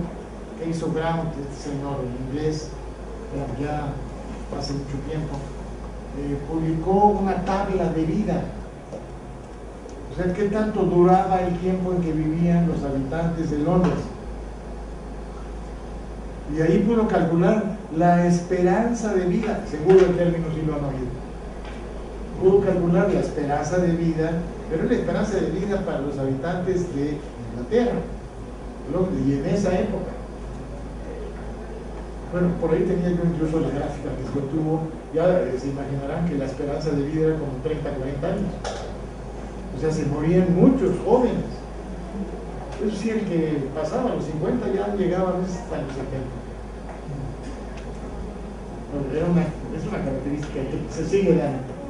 Y luego vienen los que eran matemáticos, pero ligados a los juegos de azar. Ahí está este caballero de Meray, y luego Fermat, matemático, y Pascal, matemático también. Meray no era matemático, pero Meray jugaba barajas y jugaba dados, principalmente dados, y tenía ciertas preguntas y le preguntó a los matemáticos, Fermat y Pascal, y de ahí surgieron los fundamentos de la probabilidad, de los juegos. Es lo que se llama la probabilidad clásica. Luego vienen algunos otros, ahí vienen lo que hicieron, ya empezó a manejar la normal. Luego Bernoulli hizo lo que se llama la ley de los grandes números, que lo que dice es que la proporción de algo que ocurre en una cierta muestra tiende a estabilizarse, varía mucho cuando la muestra es de tamaño pequeño. A medida que incrementamos el tamaño de muestra se va estabilizando la proporción. Estabilización de las frecuencias relativas también se llama, y eso se llama la ley de los grandes números, publicada en 1703, el año pasado, hacía 300 años. Luego Gauss, ya les platiqué de Gauss con la distribución normal y otras cosas que hizo Gauss. Laplace también usó la normal y además fue uno de los primeros de enfoque bayesiano. Luego Poisson, que encontró la distribución de Poisson, y que era para la regularidad de algo que ocurre con poca frecuencia en un instante, pero al tener muchas instancias ocurre por mayor frecuencia. Por ejemplo, él lo que trabajó es, tengo un soldado de los ejércitos prusianos. Los ejércitos eran varios batallones de caballería, y cada batallón, por decir algo, eran 100 hombres. Y todos tenían que manejar los caballos. Por algo, los pleitos con Napoleón y fueron rudos. Pero entonces lo que hizo Poisson fue ver el número de muertes por patada de caballo en cada batallón. Y encontró que era frecuente 0. Era frecuente que no muriera nadie. Luego, la frecuencia con que se moría uno era ya un poquito menos elevada que el 0, pero más elevada que pero tenía un cierto valor. Y luego la probabilidad que murieran 2, la frecuencia de 2, de 3, de 4 casos de muerte. Y eso fue la distribución de Poisson, que ahora se utiliza en muchos otros contextos. Luego Quetelet, ya les había hablado, Quetelet fue el que inventó el término de la distribución normal, y también habló del hombre medio. Por cierto, él fue el que opuso el índice de masa corporal. Y además era impulsor, hizo el primer congreso de estadística, fundó la Sociedad Internacional de Estadística, etcétera, etcétera. Entonces se califica como uno de los padres de la estadística. Él era belga. Luego Galton, este era un aristócrata inglés, polímata, quiere decir que sabía de todo. Era polímata, explorador, inventor, meteorólogo, antropólogo, geógrafo, estadístico, psicólogo, y como estadístico hizo cosas importantes. Entre otras cosas, vio que había diferencias individuales de las capacidades humanas desde una perspectiva adaptativa y biológica. Este señor era primo de Darwin. Y entonces se metían también aspectos de psicología, procesos mentales. Y él propuso las huellas digitales como identificación. Pues este señor encontró el mecanismo de la correlación, la regresión hacia la media, y luego que la inteligencia es una pieza clave en el desarrollo de la especie. Hizo un estudio muy bonito de cómo se heredaba la inteligencia. No tenía el IQ, pero sí lo que tenía era reconocimiento de la sociedad de las personas. Entonces veía si el mejor músico tenía hijos músicos y luego nietos músicos o no. Y luego veía el mejor matemático, etcétera, etcétera, y veía la herencia de las habilidades que él llamaba la inteligencia. Y además la idea de la correlación y de la regresión se debe a él. Los modelos de regresión se utilizan ahora hasta en nosotros, por todos lados, se deben a Galton. También, este es, algo, la eugenesia. Ven lo que dice allá arriba: planificar matrimonios de forma que se maximizaran las capacidades innatas de los niños. O sea, él encontró, junto con su primo Darwin, encontró que los animales de granja, las plantas cultivadas, habían sido una selección fuerte de organismos salvajes, no cultivados. Pues empezaron a buscar puras vacas que producieran mucha leche. Y si una vaca no producía mucha leche, la mataban, va para que hagan bisteces. Y si una vaca sí produce mucha leche, cuídala mucho, que sea inseminada por un toro que sea hijo de vacas productoras de leche, y cuida a sus hijos. Pero si uno de los hijos no tiene leche, vamos a volar. Bueno, eso era común en la época de Darwin, de ahí vienen las ideas de su famosa teoría de la evolución biológica. Pero entonces, lo que dijo Galton es: ¿y por qué no podemos aplicar la idea de la selección artificial? Que Darwin dijo: yo observo la selección artificial, y su hipótesis era que había selección natural, no artificial. La artificial era la de los agricultores y ganaderos. Ya estaba clarísimo eso. Nomás imagínense las razas de perros que hay. Un perrito de este tamaño ¿se parece a los lobos de los cuales proviene? Pues claro que no, porque hubo una selección rudísima. Los que querían perritos pequeños, el que era medianón, los mataban. Entonces nada más dejaban reproducirse de los que eran chiquitos. Y los hijos de ellos, los más chiquitos, ya iban y llegaban a producir un tamaño pequeño. Y así se seleccionan muchas características. Entonces era lógico pensar que Galton dijera: ¿y no podemos hacer lo mismo con el ser humano? Híjole. Pero vean lo que dice es maximizar las capacidades innatas de los niños. Y entonces, por ejemplo, dijo: pues vamos a buscar a aquellas personas que son inteligentes, que normalmente la inteligencia se asocia con riqueza. Entonces, los inteligentes y ricos que se reproduzcan y que tengan hijos. Los pobres y tontos que no se reproduzcan. No hay que matarlos, pero que no se reproduzcan. ¿A qué le suena? A Hitler, una cosa así, o Hitler o Stalin. Pero desgraciadamente esa palabra de eugenesia sí fue seguida por otros investigadores. Hubo hasta una revista de eugenesia, donde publicaban artículos respecto a la eugenesia. Hasta que viene la Segunda Guerra Mundial y sobre todo los ingleses dijeron: no, eso está dando apoyo a Hitler para sus argumentos, eso tenemos que prohibirlo aquí. Inglaterra y todos los países aliados prohibieron el uso de la eugenesia, y al propio Fischer, que era un excelente estadístico, le prohibieron participar en decisiones donde se usaba la estadística. Estaba quemado porque había impulsado la eugenesia. Pero bueno, así son, es parte de la sociedad, es el desarrollo de la estadística, pero mezclado con aspectos culturales y sociales. Bueno, encontró otras cosas este señor. Fundó un laboratorio para medir todo. Este es típico del paradigma del positivismo. Lo que dijo Galton es: en Londres ahora sí se abre un lugar donde dicen, con anuncios en los periódicos: vengan a medirse en el laboratorio de Galton, el laboratorio antropométrico, biométrico se llama. La pregunta es: ¿y qué se iban a medir la gente en el laboratorio de Galton? Todo lo que se pudiera. Le medían la nariz, las orejas, el peso, etc. ¿Por qué? Porque pensaban que la teoría no era importante, lo importante eran los datos. Entonces hay que tener muchos datos. Pues es absurdo. Ahora ya lo vemos como absurdo. Lo que vamos a medir lo vamos a medir con cierto propósito y para algo, no nada más por si luego lo podemos usar. Entonces, por supuesto que tenía una inmensa cantidad de datos. Y él fue el que hizo los primeros análisis estadísticos para evaluación de los datos recogidos en su propia investigación.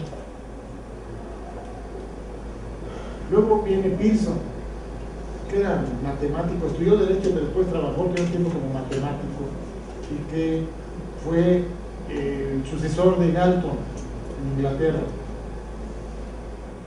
Bueno, aquí está Galton de jovencito, y acá está ya más viejo. Por supuesto, el tiempo pega duro. Ahí está Pearson. Y luego viene Fisher. Fue un gran estadístico. Vean que dice prácticamente solo.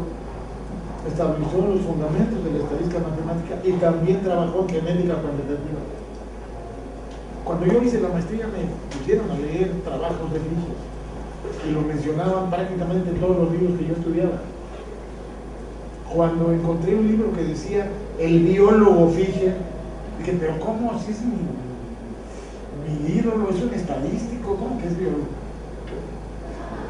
Ah, bueno, sí, es que hizo contribuciones muy importantes en la genética.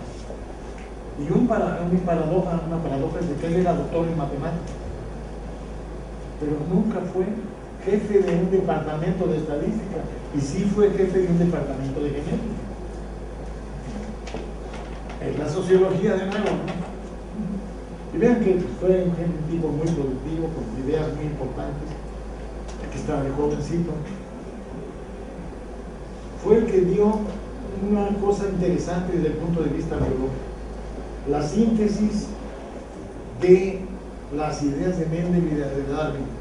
Mendel estudió la herencia y Darwin estudió la evolución, pero a nadie se le había ocurrido juntarlas. Ese fue Fisher. Y eso se llamó, por cierto, síntesis.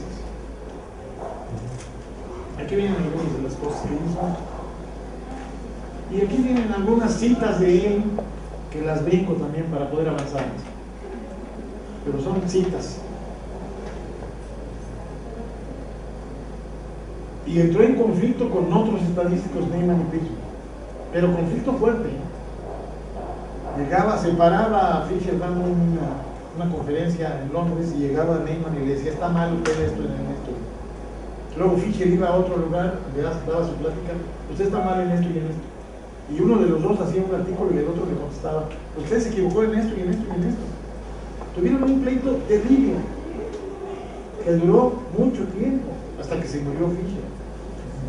Yo tuve la oportunidad de conocer a Neyman, lo invitó la UNAM a Limas en el 86, no, en el 85, él murió en el 87, algo así. Cuando yo lo conocí ya era un hombre de casi 90 años, ¿no? Y le pregunté, oiga, ¿qué pasó con tu pleito con Fisher? Dice, mire, busqué un artículo que se llama sobre los 50 años de mi disputa con Fisher.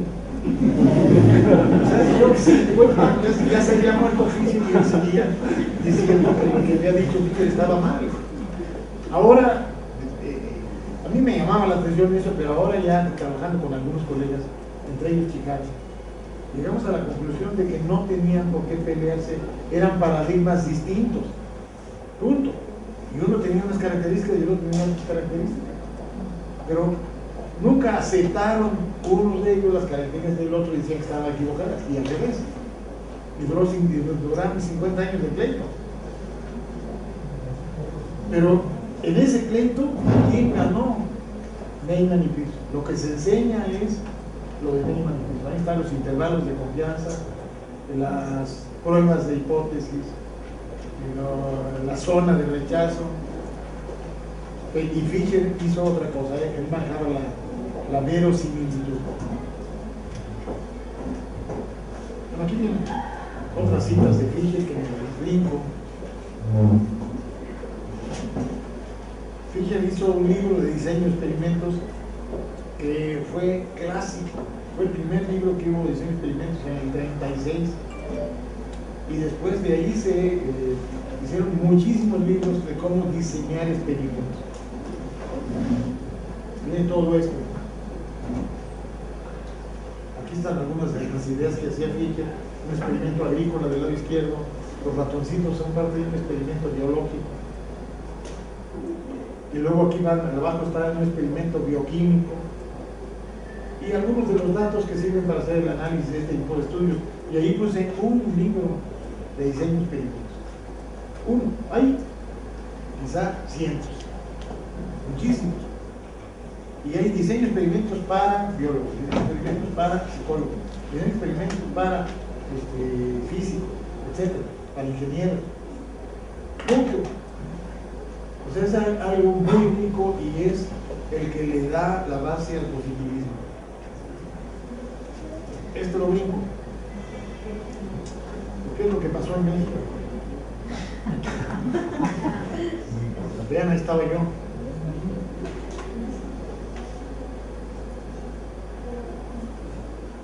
Fui el quinto doctor en matemática, en estadística en México, por eso tiene el 5. Luego los que siguieron, este es un tipo muy destacado. Ahorita es vicedirector de INEGI. Otro excelente estadístico. Y ahora sí voy a entrar a un poquito de filosofía para enmarcar la estadística. Rápido. Vean el libro. El porvenir está abierto, se llama. Autores: Popper y Lorenz.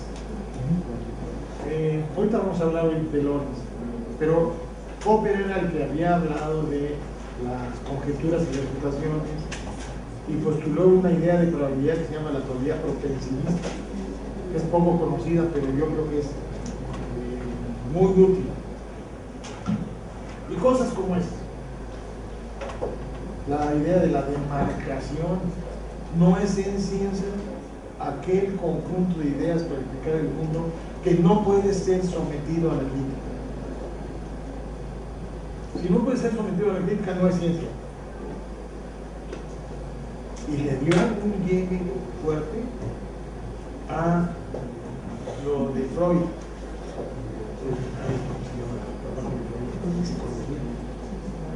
el psicoanálisis, y también al marxismo. Y da sus argumentos para señalar que ninguno de los dos es científico. Que existieron y tuvieron un paso terrible, sí, por supuesto, pero de acuerdo con Popper no es científico. Bueno, y luego desde luego una crítica al dogmatismo. Tiene un libro para mí precioso que se llama La sociedad abierta y sus enemigos. ¿Qué se entiende por sociedad abierta? Abierta a la crítica, que pueda modificarse en virtud de qué es lo que está pasando. Esa es la sociedad abierta. Y sus enemigos son un buen número de personas ahí que no les gusta que sea la sociedad abierta. ¿Perdón? Sí, el libro este de La sociedad abierta y sus enemigos es de Popper. Bueno, pero en este libro, del porvenir está abierto, se juntan las ideas de Popper con la de Lorenz. Resultó que ambos eran de Viena, más o menos de la misma edad, pero uno siguió una carrera y el otro la otra. Popper inicialmente matemático y después filósofo, y Lorenz era médico y después biólogo.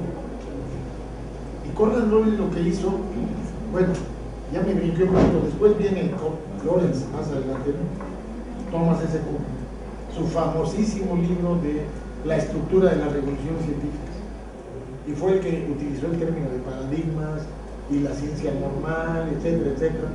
Todo eso es de Thomas de Kuhn, para ampliar rápido. Ahí está Lorenz. Vean que está con unos patitos. Él fue el creador de la etología y también manejó el término de impronta. Y eso, la impronta es sumamente importante. ¿Cómo funciona la impronta? Bueno, por ahí por los 50, yo era chamaco todavía, Entonces digan, híjole, ustedes. Pero en fin, por ahí por los 50 apareció en el periódico, que nada más había el Universal y el Centro, no había más en México en esa época. Apareció en uno de los dos periódicos una foto, la parte central, que decía Conrad Lorenz, y estaba este señor, barba blanca, caminando en un arroyo y lo seguían unos patos.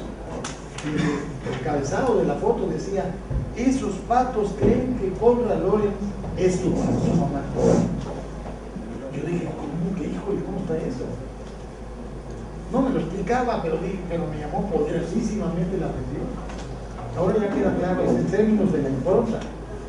Y ahí la explicación rápida es, esos animalitos están genéticamente determinados para que la primera cosa que se mueve cerca de ellos cuando el huevo se abre, cuando eclosiona el huevo, es su mamá.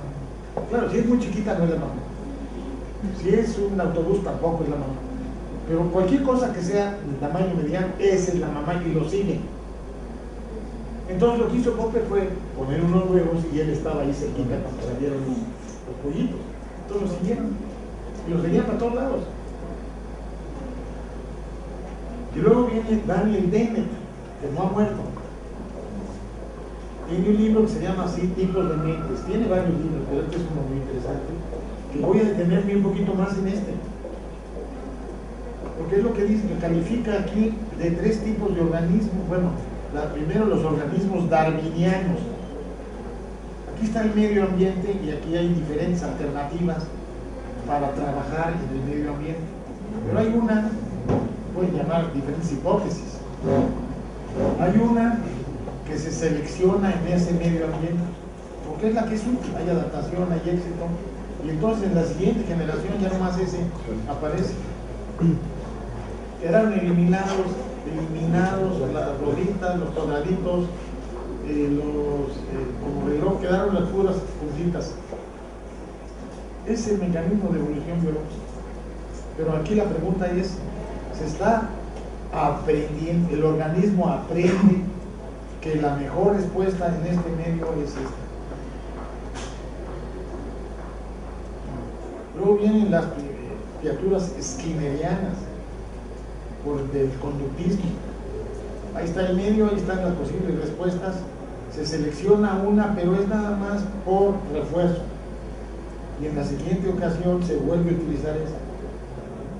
Hay ejemplos muy interesantes. Por ejemplo, un periquito que le ponen figuritas, un cuadradito rojo, un círculo verde, otro cuadradito amarillo. Y entonces si le pega al cuadradito rojo le dan alimento. Si no le pega no se lo dan. Bueno, entonces la siguiente vez va y el rojo para que le dé tu alimento. Pero luego, ¿qué tal si después le quitan el cuadrado rojo? Nomás queda el círculo azul y el cuadrado verde. ¿Qué pasa? Se van con el cuadrado. Porque queda en impronta con lo primero que le daba alimentos. Ese lo manejan como un ejemplo de la necesidad de hablar de la similitud. De hecho, los animalitos pensaron que un cuadrado era semejante a otro, aunque fueran de diferente color.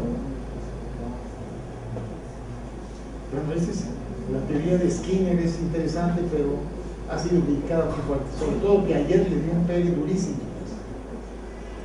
Y luego la teoría popperiana. Esta es muy interesante porque en lugar, aquí, si se selecciona esto, se muere este organismo. Si se selecciona este de acá, no se muere. Pero viene la pregunta, ¿y no podríamos reproducir el medio adentro del individuo? Para los humanos. Este es los modelos de la realidad. Aquí está la realidad.